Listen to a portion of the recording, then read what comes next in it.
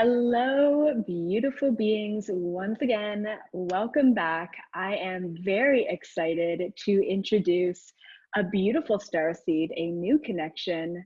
And this is Adam Roa. And he's got a lot of connections, a lot of things going on. And we're going to talk about a lot of great things today. So, a little bit about him. He is an internationally recognized public speaker, coach, entrepreneur, also an artist, and you've traveled the world, right? And you love to bring awareness to people through a variety of different mechanisms. And we're going to talk about those mechanisms today. So thank you so much, Adam, for being on the show today and sharing your light and your wisdom with everyone. Yeah, Elizabeth, thank you so much for having me. It's so crazy to think about. Someone sent me your YouTube video, and I almost never do this, but I just went, wow, I feel like we have the same message and we're delivering it differently, but I just want to lend my support and just sent you a message and said, thank you for what you're doing. So here's me telling you, thank you for what you're doing. Ah, thank you. So let's just kind of start with a little background. What brought you to get to this point right now where you can kind of inspire and motivate people and help people with their freedom and their love and their expression? Like a little bit of your background for the people who don't necessarily know you.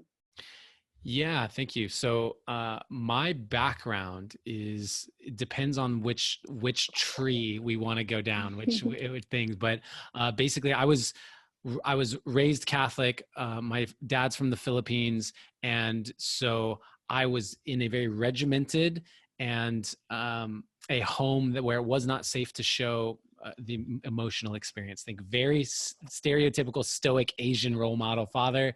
It wasn't safe, and I grew up believing I needed to achieve in order to earn love and be worthy of love. And so that was kind of my initial imprints, in addition to a repressed memory later coming up around sexual abuse, and that I didn't remember for most of my life. And so that was the soil upon which I began this journey here. And over time was very successful at a variety of different things that I did, and never found what I was looking for, never found that. It never moved the needle on my inner state. And so after one of the hardest years of my whole life, had a massive awakening through plant medicine, actually, which we were talking about just before we started recording. And since then, I've taken the mindset that I have towards how can I be great at what I choose to do, and I've actually applied it to my spiritual process, my spiritual growth, the law of attraction, and how to elevate human consciousness. And so what that has translated into, to wrap this all up, is that I believe that art is actually a technology, and I believe that it is the highest leverage way in which we can actually shift human consciousness. And so my path to becoming an artist and utilizing spoken word poetry and filmmaking and music to spread my message is because I see it as being the most effective way to do so. So that's kind of an arc for Yeah, you. beautiful. Okay, so there's a lot of things that I want to talk about. Basically, plant medicine, love, and art. So let's just start with art and expression. There's so many different forms of art. I mean, really, just our art is so expansive. So let's hear it from your take. What do you conceptualize art as? And is there any sort of tips that you can give people to start their own freedom and their expression and their artistic journey? Because this is the time to do it. And a lot of people are bored, sitting at home in quarantine. And I think that we need to be utilizing this time to really dive deep and utilize art as a technology. So let's just kind of hear it from your end, and maybe some ways that people can utilize it in quarantine right now. Yeah, that's a really great question. So my perspective is that art is the expression of creative energy into tangible form. Mm. And so where I think people get hung up is believing that art needs to look like singing or painting or poetry, when the way that art is really the lens through which you view the world and the way in which you relate to your own creative expression. And then you bring that into how you cook, how you clean, how you organize your room, how you do anything can be done through the lens of the artist and can become art when you allow your creativity to express through that. And so that's an important caveat for me to start out with. And then as far as the how to be utilizing this time, honestly, it's about understanding that your creative energy and your creative expression is always available to you. It is always there. It is the tap. It is the water spout that is ready. You just get to turn that on. And so what are the exercises? What are the tools? What are the ways that on a daily basis that you are connecting to that tap and letting it flow through you? Wow, beautiful. Okay, so what about the people who have the doubt, right? Because I'm already feeling the energy of like, oh, I'm not an artist. I can't create. I don't know how to express. I just made my bed and it looks like shit, like those people. Like, what would you say to those people who have a lot of doubt within their own expression? I would say right now, take a moment and just speak some words. Mm. Literally what you just spoke is art. What you just spoke is your creativity expressed in the form of words, because no one told you. I didn't tell you what to say. I didn't say read my words. I literally said speak something. So you took out of nothing, out of the ether, you channeled something through in that moment. And you and I have both experienced a lot of channeling, and that experience of channeling is getting out of the way and letting it flow. It wants to come through. It is there. It is available if you become a frequency match to that consciousness and that information. So really, your creative energy is not any different. It's just a particular frequency. It's a various thing. I believe in infinite realities. I believe in infinite potentials. I believe that everything that has ever happened, will happen, is going to happen, is happening. It all is, once we go beyond that dimension of time. And so the idea, like the expression of your creativity, if you said, I want to write a poem, great. The version of that poem that goes on to be seen by millions and millions of people exists. The version of that poem that you never finish also exists. The version of that poem that you write and that saves someone's life exists. And so the question really is, which frequency are you attuning to? Which timeline are you pulling from in the creation process? And so if you think that you're not an artist, it's because you're actually viewing art from a limited perspective. Wow, I love that. And this is really aligned to some of the things that I teach as well, which is, a lot of people are like, how do I become psychic? Or, how do I astral travel? Or how do I, gain access to telepathy? And I say, well, you're already psychic. You're already astral traveling. You're probably out of your body right now, so it's not looking at yourself as an artist or as, someone who's expressing themselves in that limited form. It's understanding that no matter what you do, no matter what you say, is a form of expression, and that art form, which is really incredible. Let's talk a little bit more about art as a technology. I think that's a very interesting concept. And we're going to get into plant medicine as well. And I think this is going to tie together because I believe that plant medicine is a technology sent here from interdimensional. So we're going to kind of tie all this together, but let's just talk about art and technology. Like, yeah, I'm just really curious. What do you have to say about that? So, in personal development, I've spent years and years and years. I've had my own personal coaching business, one-on-one coaching, leading retreats and group programs and that whole thing. One of the keys that you learn during that process is that true embodied shifts happen when in periods of heightened emotional states.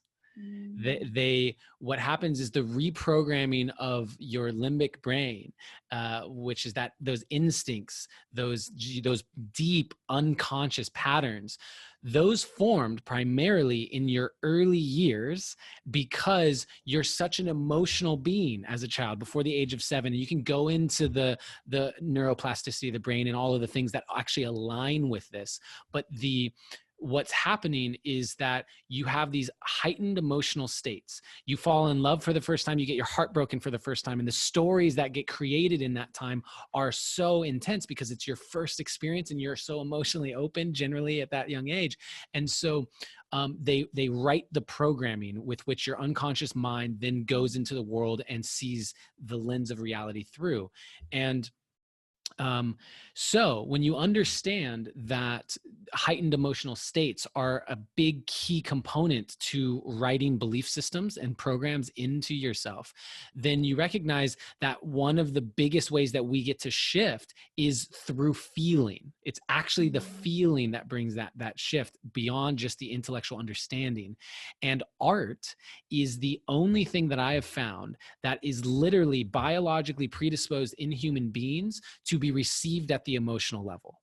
The moment that you can be completely shut down and have the biggest walls of intellectual like protection mechanisms up, you could be like a whole obstacle course that people have to get through intellectually before you let them into your heart. But if you go to a movie, you're going to feel something. That's why you're going. When you put on your favorite music, you're putting it on because of how it makes you feel, not because of the intellectual stimulation of that moment. And so the moment that someone says, I'm actually receiving art right now, that when I go and speak around the world, I always do it through an artistic lens, and I involve, even though I might be a traditional like motivational speaker in a certain sense, I incorporate poetry and filmmaking into what I do, because then they don't think they're being lectured at. They think they're receiving art. And that gives me the permission slip to make them feel something, which is actually when embodied change can happen. Wow, that is incredible. Like literally, my mind is blown. So amazing. And it makes so much sense too. Like, I hope this is really resonating just as much with other people as it is with me. And like you mentioned, I've really been focusing on this creating space, right? And a lot of people are like, oh, well, I'm bored at home. And I said, but it's within that space, in between filling the void within every single physical mechanism in your life, where you can actually tune in, where you can actually connect, where you actually have the freedom in that moment to express and experience in ways that your pre-programming didn't allow you to, right? So we actually need to allow this space, allow this boredom, allow this free time to kind of gear us into a different direction, and disable those pre-programming mechanisms that we've all been clinging on to. And that's why this quarantine is so powerful for so many people. It's allowing us to reinvent, recreate, and rewrite our entire reality. And so I think that's so important, just to kind of understand that art is something that we can express and experience in every moment. And it is really getting to those vulnerable places where you can experience an emotion without your walls. So I think that's so powerful.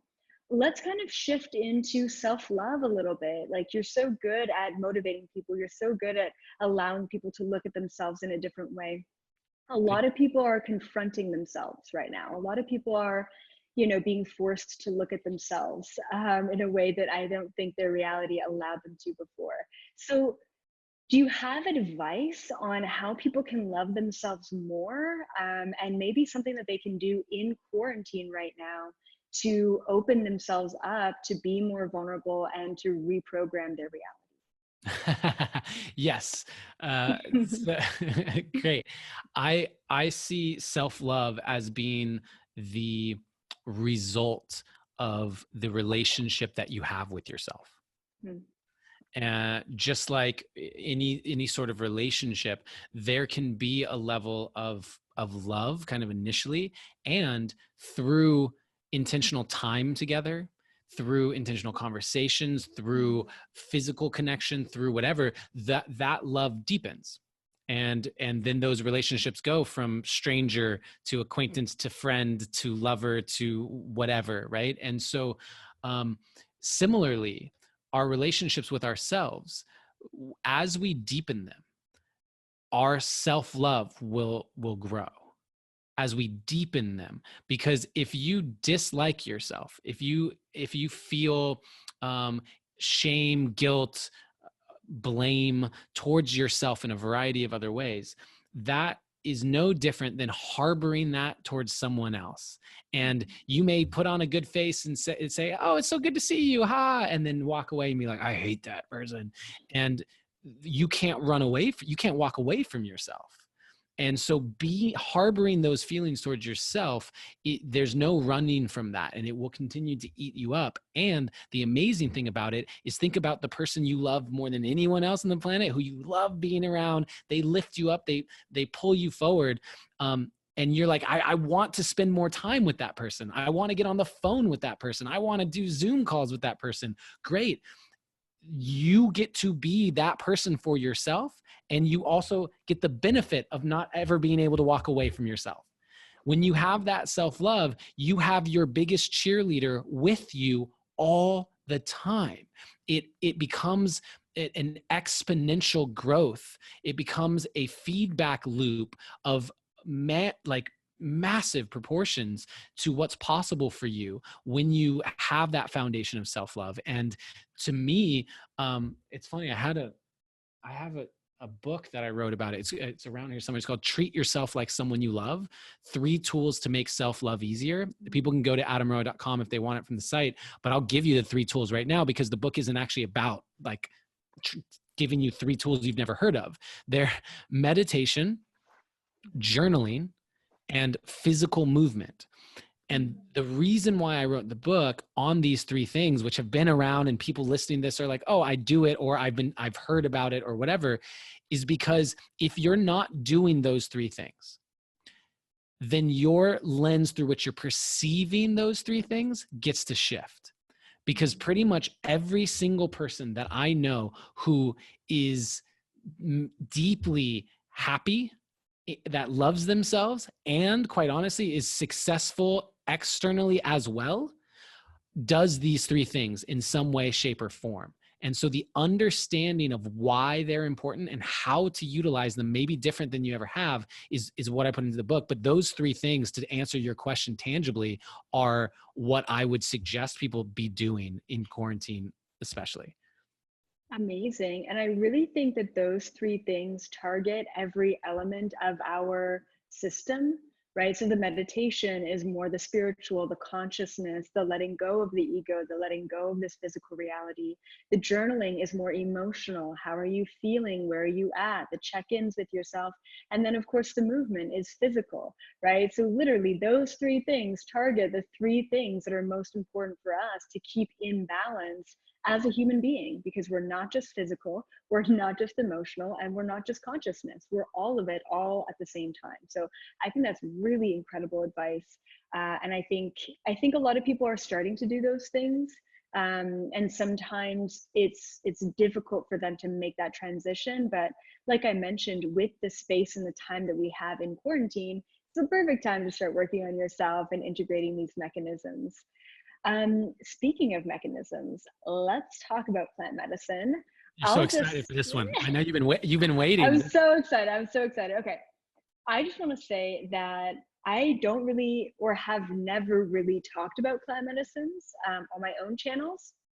And this comes back to years ago when I was so worried that if I spoke about, plant medicines, whatever it may be, psychedelics, that people would discredit me and think that I was basically just a junkie, or like someone a hippie who does a bunch of drugs, So I really kind of kept away from that topic. But now more than ever, I have a video coming out where I'm going to be dedicating a whole hour to talk about DMT, right? And I know a lot about, say, DMT and other things, but personally, I've never done, say, ayahuasca or You know, I've done mushrooms, but yeah, you know, I don't really, I'm not very well versed in it, but I will say that I know for sure that interdimensional beings have brought in, you know, plant medicine, especially mushrooms for sure, and ayahuasca for sure, as a technology to help us connect to the cosmos, to connect to,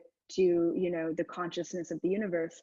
So that's kind of what I know, but I'm very limited in my knowledge. So give us an overview. I mean, you said your great awakening came through plant medicine, and I think a lot of people are either contemplating that right now or discovering it for themselves right now. So what can you say about plant medicine and utilizing it appropriately, especially at this time of awakening?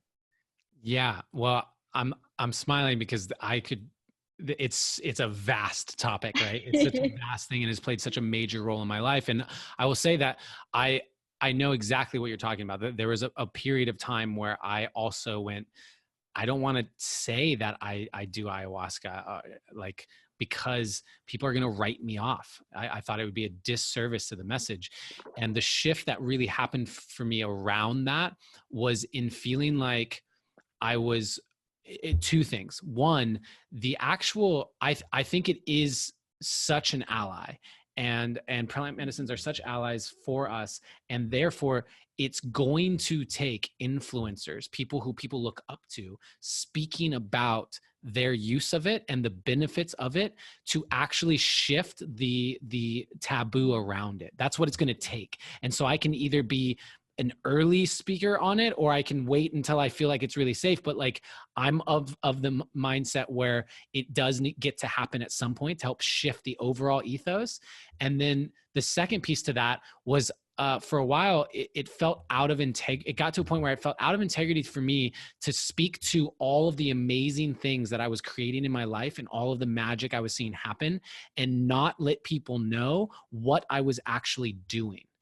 If I said, oh, just like do this and do this, but over here, by the way, I've sat in a bunch of ayahuasca ceremonies and all these other things, it's like I was hiding what really worked. And the thing is, it's worked for me. I've sat in 40 some odd ayahuasca ceremonies and San Pedro, peyote, iboga, psilocybin, combo, like whatever it is, I've gone down the rabbit holes, and from like mansions in Malibu sitting in them to the Peruvian jungle with you know, so like, I believe in them wholeheartedly. And one of the perspectives that I hold around this is that, I believe that we are here to live in harmony with this planet.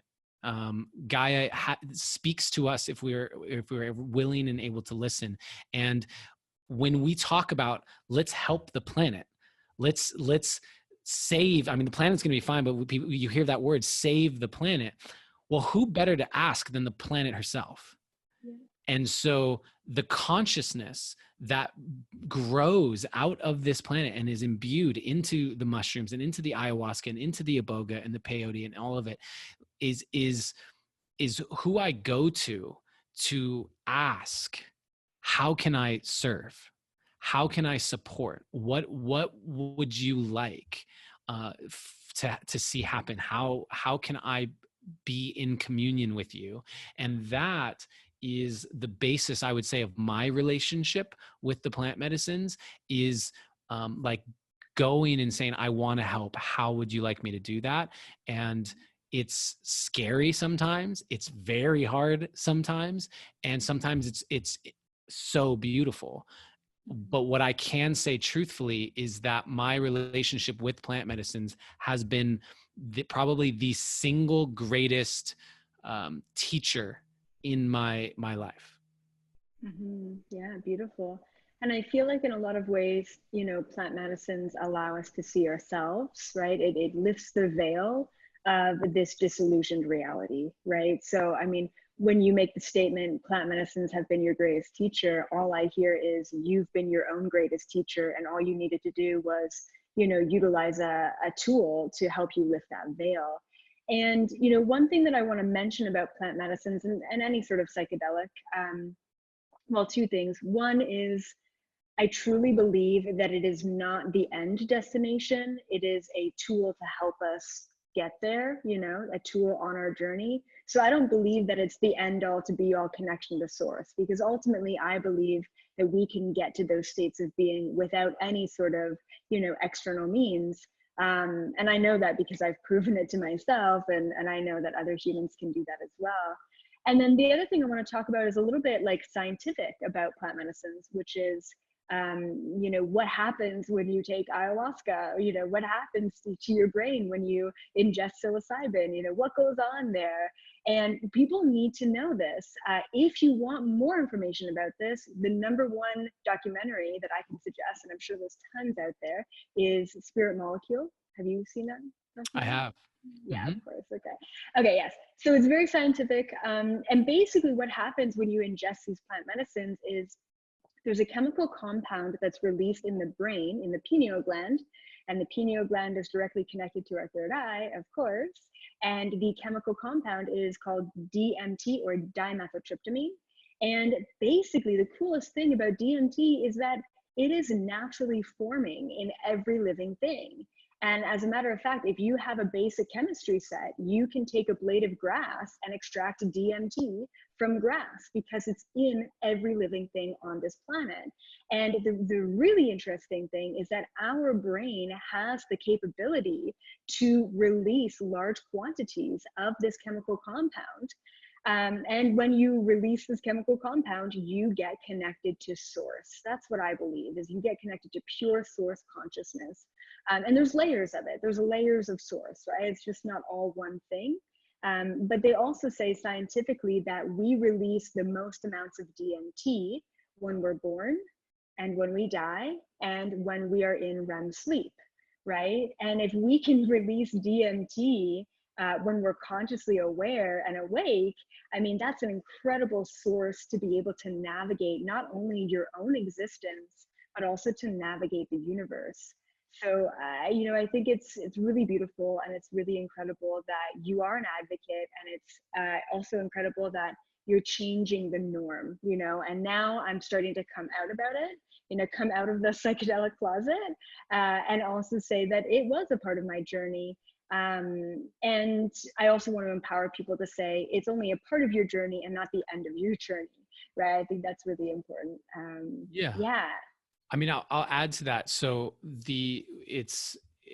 I think that, I agree with, so basically what I would say is, when you utilize a plant medicine, and so DMT is within some of them. So ayahuasca, when you talk about ayahuasca, you're talking about a brew that is the ayahuasca vine. You're talking about chacruna leaves, and you're talking about water that makes up a brew that is called ayahuasca.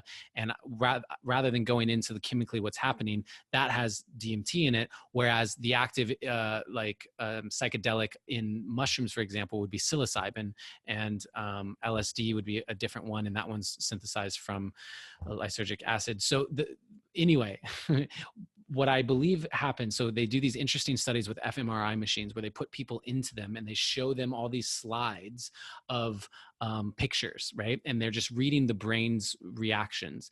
And then they give them LSD. This is the study that they were doing. And they show them the same images, and the brain lights up in entirely new patterns and new ways. More of the brain is active, and different sections that weren't.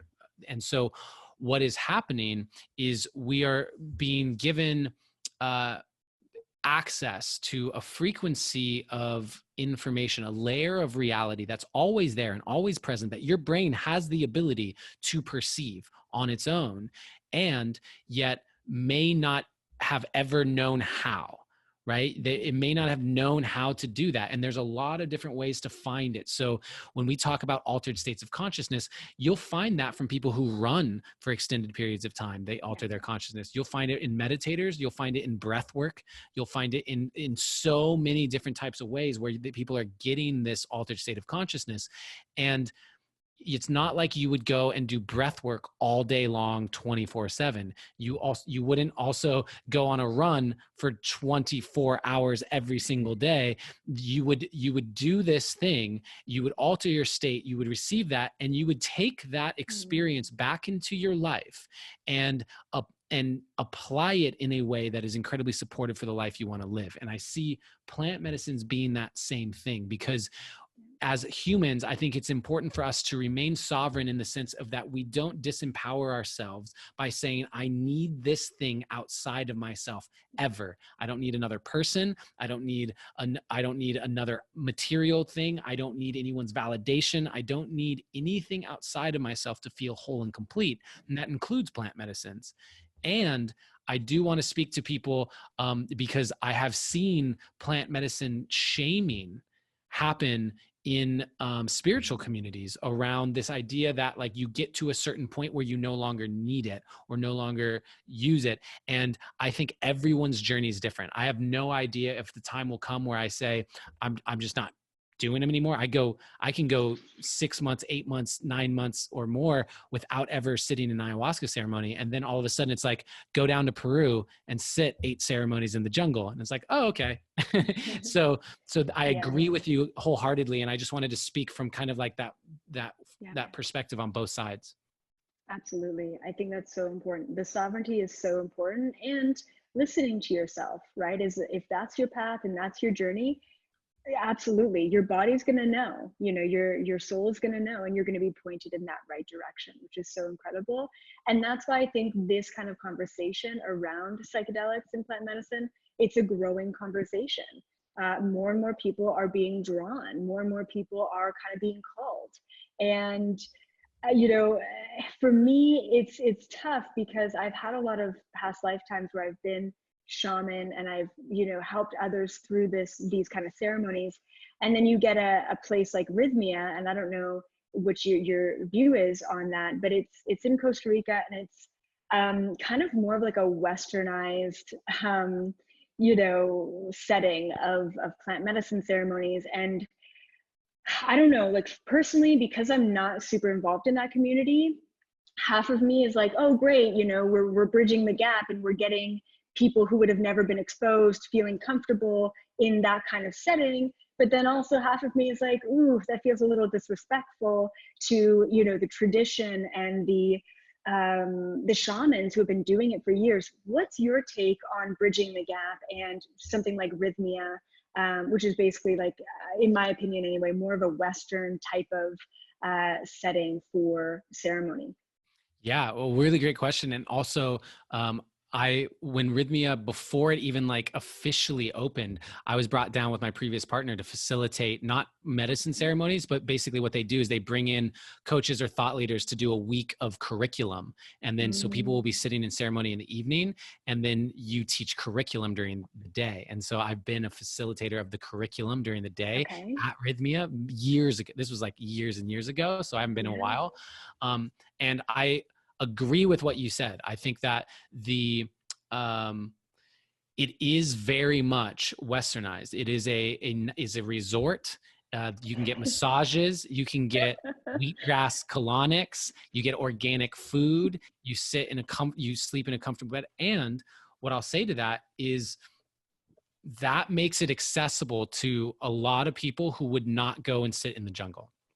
And so from that standpoint, I think it's incredibly important, because having at least experienced their facilitation down there and knowing a lot of people who have, I know who they're bringing in to facilitate the medicine. Everyone that I've experienced and known about is someone that I'm like, oh, okay, they're bringing in good people for the facilitation. And I think that for me, having sat in the jungle and drinking ayahuasca out of a bottle, like an old 2-liter soda bottle where it's been fermented, and they open it up and it like gives off like, and it's dirty and parasites. I've done that too. And what I'll say is I'm someone who believes that tradition just for the sake of tradition is actually a self-imposed limitation. I think that what we get to look at is what is the intention underneath the tradition. Like, why is it done in a certain way? For example, in certain traditions, it's done in darkness, right? And no, you don't talk. And some traditions are done with lots of music. And this is all ayahuasca. It just depends on the tradition. And so knowing that, I can say, okay, so there's not a right or wrong. It depends on where in the world they grew up doing it. And they all have different intentions underneath them. And if we look at what is the intention there, we can take that intention and we can adapt it to modern times. I feel like what we're seeing in the United States in a lot of ways is when people hold on, let's use like gun control, right? There's a big, highly politicized thing. When people talk to gun control, what happens is it becomes this politicized idea of my rights as stated in the Constitution, and we're trying to take your rights or whatever, as opposed to the intention is to save lives. Yeah. That's actually the intention. Let's get on the same page about that and figure out a solution with the same intention. And it's funny because the Constitution has things called amendments.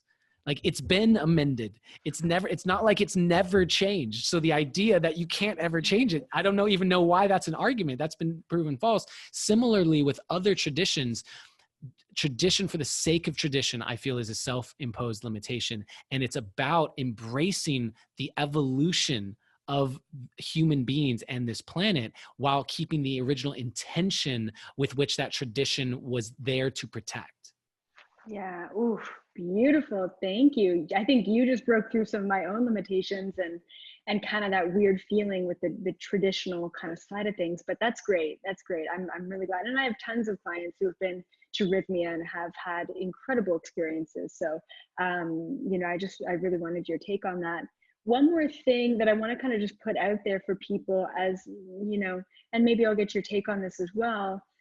It's really important that if you are choosing to go down a plant medicine journey, right, even if it's just psilocybin at your own home or what have you, it's very important that you do the work prior to showing up. Yeah, you have an intention, you set an intention, but part of the problem that I've seen in some of these kind of spiritual hippie communities is, you know, they believe that, oh, I'm showing up and, you know, ayahuasca is going to do all the work for me. Oh, I want to have an ego death. Give me an ego death. It's like, what? No. Okay. I remember I went to a gathering, it's called Tribal Gathering in Panama last year, in the middle of the jungles of Panama. Incredible. There's like 60 different indigenous tribes that come from all over the world, 30 different countries, to share their music and their art and their plant medicine. And, you know, I spoke to a lot of these travelers who came there, who were there for the tribes and the plant medicine. And, you know, to be honest, I pissed a lot of people off while I was there. And I was shocked because I thought those were my people. And I remember I was sitting around a fire the one night, and I was talking to this girl, and she was going off, and I think she did Iboga. And she's like, you know, like the shaman, you know, guaranteed us an ego death and said that this was going to happen, and I was going to let go of all of my limitations and fears and blocks and whatever. And then I did it and nothing happened, and I want my money back, and no. And I just looked at her and I said, you know that you can have an ego death without plant medicine, right? She's like, no, that's not possible, you know? And I'm like, no, I teach it for a living. It's possible, you know? And so part of the I don't know, the weird ickiness that I feel with this movement, it's amazing. There's a little bit of disrespect I feel going on with the plant medicine itself when people show up and just expect that the plant medicine is going to give them what they want, you know, without doing the prior work. And so this girl literally just like walked away from me. And I'm like, I've never been walked away from before in the middle of the conversation. So I'm like, okay, cool, it's fine. You know, if you don't believe you can have your own ego death and work on yourself, that's all right. And she was a pretty rad looking hippie chick, but anyway, so yeah, so it's really interesting. What do you think about doing the work before the plant medicine itself and kind of respecting the process? Because I think even from this conversation, a lot of people will be like, oh, that's great, you know, Elizabeth April kind of talks about that, or Adam's believing in that, or whatever, and they're going to go explore it. But there is a bit of that disclaimer of, you know, don't just expect that it's going to do everything for you. What's your take on that?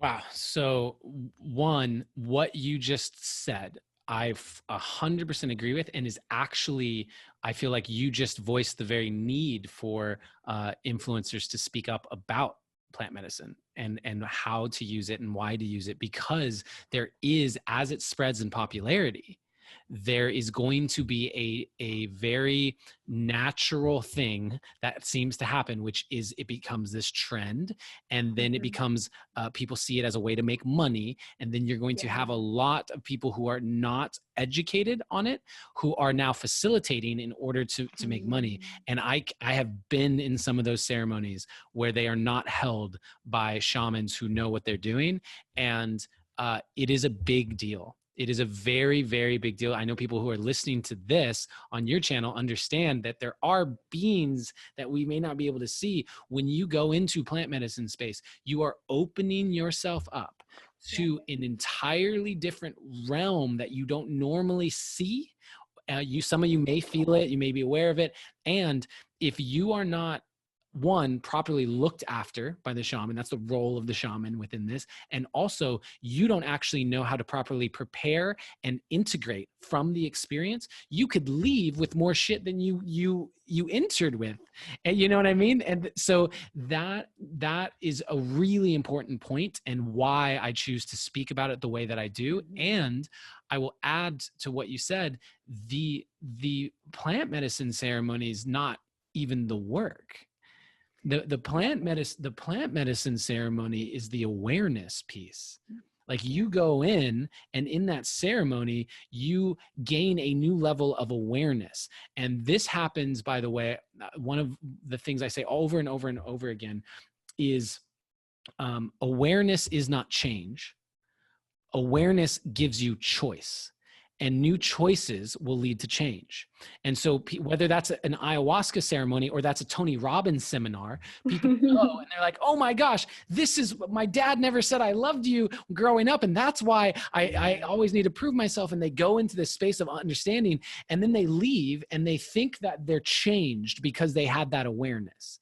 And that's not the case. That awareness now grants you the ability to make different choices. And it's up to you to do the work, which is the hard part, which is making different choices when everything in your current system and your external reality reflecting that back to you is showing you the results of the old choices that you used to make. And so it's incredibly important for you to prepare, understand what is your intention going into it, so you can be focused and actually call in the divine support that is available for that intention. And it's incredibly important for you to have integration set up in advance. Understand how you are going to integrate that. Don't go to an ayahuasca ceremony on Sunday night and expect to be back to work on Monday morning and just return into an environment that is going to reflect back to you who you were before the ceremony. You get to have support. And in indigenous cultures, the shamans weren't just people who gave you the medicine. They were people who supported you in the journey with the medicine and with the integration of the medicine. And so one of the biggest things in like my coaching and part of what I've done in the past is like supporting people on the other side of those journeys, because who are they looking to? When I had my awakening, which happened through ayahuasca, through a crazy story that we won't even have time for, but when that happened, I looked around and went, I don't have anyone. I don't have anyone in my life I can talk to about this. And that is a scary feeling. And it is something that ideally you've prepared for ahead of time. Like, I found someone who I can talk to about it the next day or 2 days later, and or 2 weeks later, or once a week, or whatever it is, because the integration is actually the work. Wow. Yes, I love that. Oh my goodness. What an epic conversation. Thank you so much, Adam. Please let people know where they can find you and what you're excited about or what you're working on right now, because I'm sure there's going to be a ton of people who resonate with your vibe. Oh, thank you. And yeah, thank you for the space and the conversation. hub is adamroa.com. You can get access there to Instagram, Facebook. I have a YouTube channel and I have a podcast, The Deep Dive with Adam Roa. And what I'm most excited about right now actually is Create, which is the collective renaissance for education, art, transformation, and entertainment. Thecreatecommunity.com. We have free live streamed events happening every single day. And so it's just a place for people to go to work on health, wealth, well-being. We have embodied business classes, singing classes, yoga classes, breathwork classes, all for free every single day. So I encourage people to check that out and really get support, be a part of a community that uplifts together. Awesome. And all of your links will be posted in the description below for anyone who wants that access. Thank you once again so much, Adam. This was so awesome. And I'm sure we'll be connecting in the future as well. Yeah, I look forward to it. Thank you, Elizabeth.